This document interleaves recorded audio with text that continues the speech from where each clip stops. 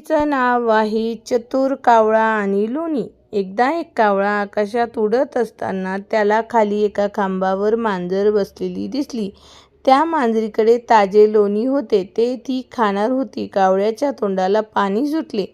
त्याने लोण्यावर डोळा ठेवला आणि लगेचच मांजरीच्या जवळ गेला. मांजर सावध झाली. तिने कावळ्याकडे पाहून म्हटले, हे लोणी माझं आहे, तुझं नाही. तू हवं असेल तर काहीतरी हुशारी दाखव. कावळ्याला एक योजना सुचली. तो म्हणाला, अगं मांजरी, तुझं गाणं फार सुंदर आहे.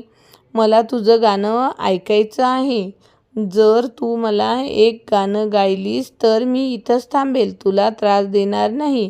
मांजराला आपली प्रशंसा आवडली. ती गाणं म्हणायला लागली. पण गाणं म्हणताना ती लोण्याकडे दुर्लक्ष करू लागली आणि कावळ्याने लगेचच लोणी उचलून घेतले आणि आकाशात उडून गेला. मांजर कावळ्याच्या हुशारीवर चिडली, पण काहीच करू शकली नाही. कथेची शिकवण: प्रशंसेचा वापर करून चतुराईने आपल्याला हवं ते मिळवता येऊ शकतं. धन्यवाद.